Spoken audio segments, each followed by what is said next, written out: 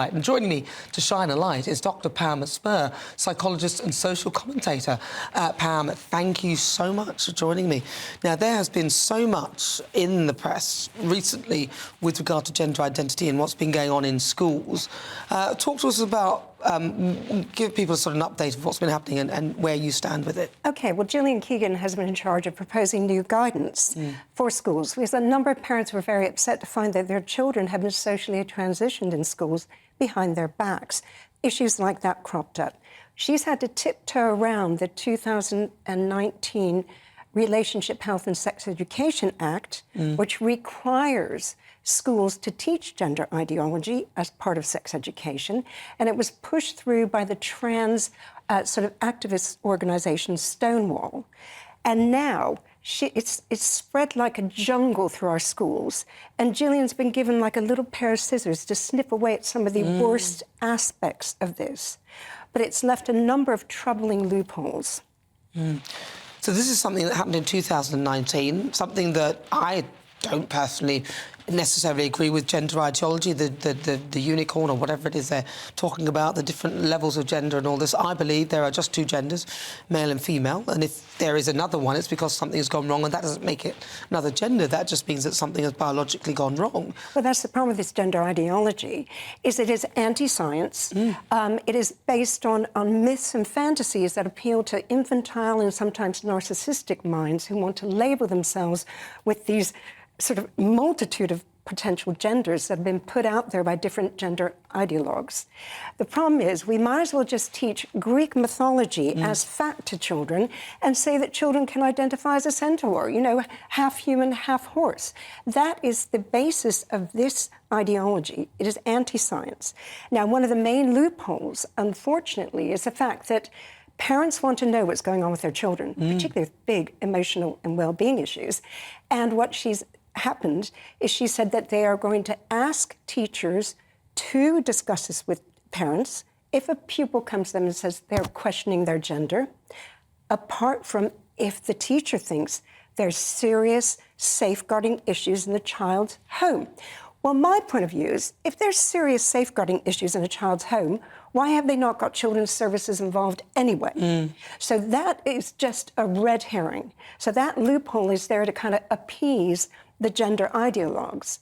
There's also another loophole where they're advising that your children over 8 should have single-sex toilets. And children over 11 should also have single changing rooms and showers. However, they're saying that if a child is transitioning, let's say a 13-year-old, socially transitioning, that if they're hugely distressed by being forced into their biological shower room, that they will be allowed to do that. So it's a big loophole again. If you don't want your 13-year-old daughter showering after sports with a 13-year-old boy. So unfortunately, Gillian Keegan, as I say, has had to tiptoe around this 2019 Act. And there are some very positive things, like single-sex schools do not have to take in a pupil who says they're transitioning to that sex. So a boy of, say, 13 can say, I'm going to be a girl and I want to go to that girls' school. So that's a good thing. The girls' schools can say no nowadays. Seems absurd, though, that would even be a thing. There are some positives like that coming out, but mainly, see, I'm a purist. I believe that gender ideology should not be taught in schools, or if it is taught in schools, then it's taught along with Greek mythology and things like that. You know, just that it's fantastical thinking. But it's ludicrous to have this there as sort of a science of gender. And it's incredibly misleading and damaging. I think it's dangerous, frankly, because I have a little son, Ivory. He's quite a sensitive soul. So he would probably believe and buy into all of this if somebody was to present it to him in a certain way. And those who would wish to present this would be the sort of people that I probably wouldn't want to be teaching him, because, frankly, they would probably lean on the side of believing it. And I think the problem here is that we end up with very confused children. And I'm so concerned about it. Some people say, oh, it's not a big deal. Well, it is, because if somebody had started telling me all this when I was younger, I may well have bought into it as well. Yes, I was a tomboy until I was 12. Me too, I was a tomboy. And, you know, you and I, if we were now tomboys now, and some teacher who's bought into this ideology could say to us, well, maybe actually you identify as a boy. Why? You see, that's the thing. It's such regressive gender stereotypes in this ideology. Well, that's the thing, isn't it? And Gillian was trying to, as I say, tweak with little scissors some of the worst aspects. But unfortunately, with the 2019 Act in place, unless that is overturned, and I'm not a political legal expert in that sense, I don't know how many MPs have to get on board and try and kind of repeal that act, we will be stuck with her doing like sticky plasters on the worst bits. They need to just cancel it and start again, really. I think it's... But I really like what you said about regressive gender stereotypes, because that's what it is, isn't it? Saying that you're a boy or you're a girl, against what? If you're going to discount biology, what is the line that you are using to determine where the crossover exists? Exactly. Because and somebody else may well have a different line. Their line might be elsewhere. This is why this is a serious problem. But there is a simple, easy defining line between a man and a woman, and that is biology. But we will be stuck with this until the 2019 Act. They do something about it.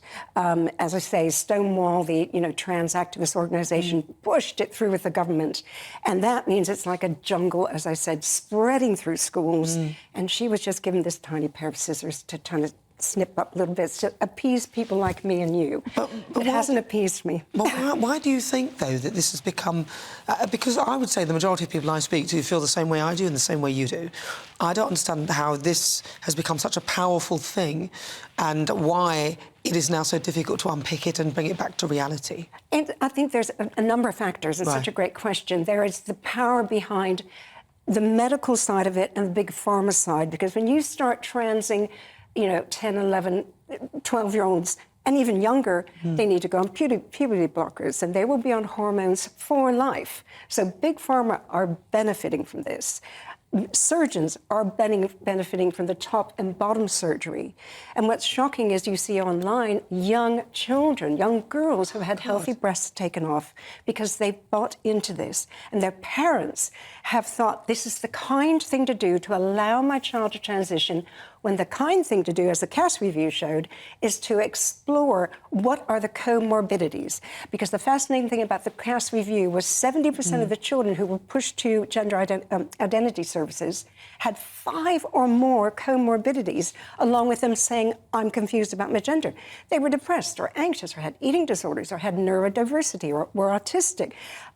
All these things need exploring, because maybe that's what they're unhappy about, that they feel a bit different, but they're just a bit different as a boy or a girl. They're not a bit different that they need to change sex and gender, But there will be surgeons and psychologists and people who are doing this genuinely, believing that they're being kind and helpful. So I think it's unfair to label everybody with a brush that is, big pharma, and there'll be people who think they're helping.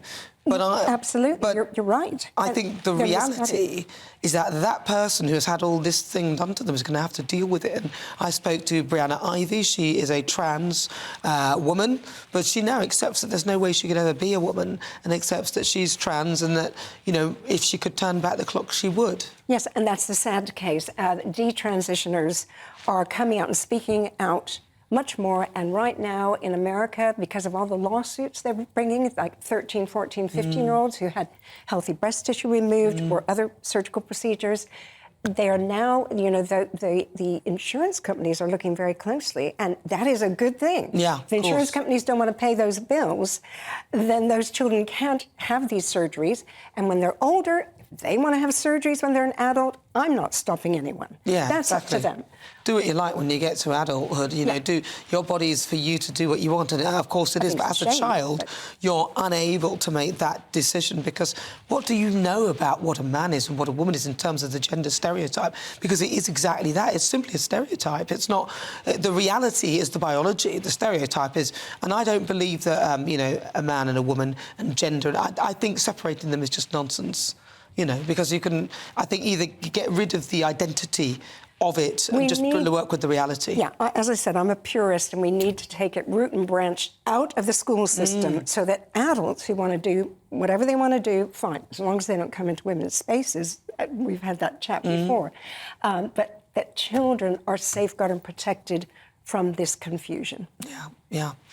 Well, listen, I've got to say, Pam, it's such a pleasure to get time to actually talk about you for a decent period of time to discuss this as well. And very briefly, with regard to people over Christmas, there'll be some people psychologically worried about this because they're on their own or they think everyone else is having a great time. There are lots of services. There are just Google loneliness online if you're going to be on your own. There are a lot of organizations that have things planned, local churches, wherever your place of worship is. You know, connecting with maybe colleagues you think might be lonely. Reach out and say hello. You know, just give them that. Say, are you on your own this year? Maybe come around mine. Boxing Day, if not Christmas or something. We love it. Dr. Pam Spurr, thank you so much. We will talk again with regard to all of that. That is Dr. Pam Spurr. She's a psychologist and social commentator. Right. Well, lots of you have been getting in touch. Let's see what you've been saying.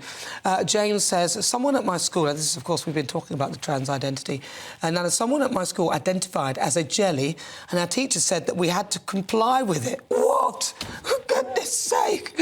Alexander says, we must respect people's gender identities. Various medical institutions recognise them, and so we should follow the science.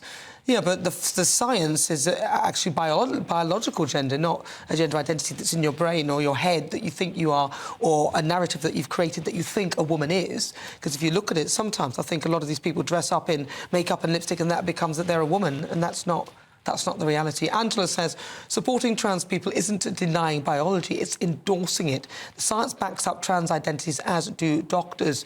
Well, no one's saying that the trans identity and somebody can't identify as trans. What we're saying is that if you are a man, you're a biological man. If you're a woman, you're a biological woman. And the science backs that up. It can affirm a gender identity if someone wants to identify as it. But a trans can be an identity in itself. But you don't then become a woman if you're a trans woman. You're still a trans woman or a trans man, which makes you biologically a woman. But thank you for that. Ross says, I respect anyone's right to identify however they please, but it shouldn't be pushed onto children. And with that, I wholeheartedly concur. Absolutely. Identify as you like, but don't sell it to the kids as though the trans identity in terms of biology is a real identity. It's not a biological thing. A biological thing is a man and a woman.